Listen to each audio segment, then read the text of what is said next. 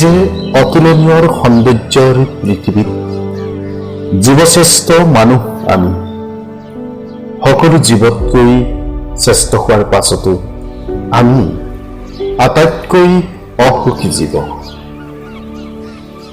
সকলো পোৱাৰ পাছতো আমি সুখী হ'ব নোৱাৰো।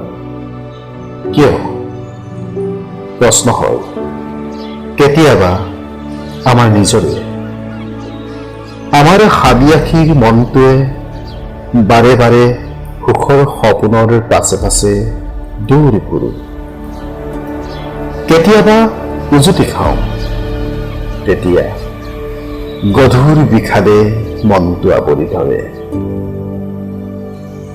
ভাগৰুৱা মনটোক অলপ জিৰণি দি পুনৰ সপোনৰ পাছত দৌৰিব আৰম্ভ কৰোঁ ভৱিষ্যত সুখৰ সন্ধানত। আমাৰ অপৰাজয় মনৰ হাবিয়াসৰ তাগিদাত অভাগৰুৱা এটা জীৱন গঢ়িব খোজো নিজেই নিজকে।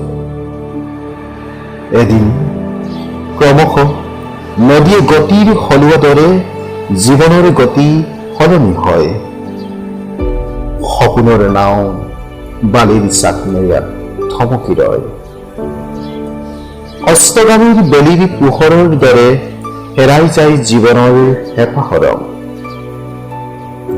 নিজে নজনাকৈয়ে এদিন বুকুৰ যৌৱনদীপ্ত সকলো সপোন এৰাহুতি হৈ ৰয়।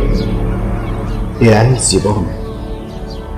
সেইবাবেই জীৱনত সকলো পায়ো এদিন শূন্য হৈ পৰা দুহাতত সুগন্ধি এপাহ গোলাপ গুজি দিলেই ধৰি ৰাখিব নোৱাৰা হওঁ।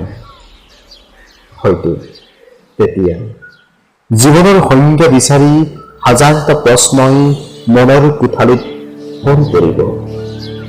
যদি সেয়াই হয়,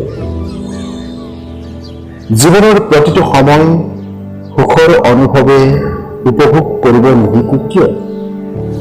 মাথো এডাল নিসংগৰে নিৰ্জনতাত মৌনতাৰে বুকুৰ সমতল অসমতল হৃদয়ৰ ভাজত অনুভৱ কৰিলে নিজেই নজনাকৈ অংকুৰিত হ'ব অনুপম জীৱনৰ জীয়াই থকা সুখৰ মাদকতা।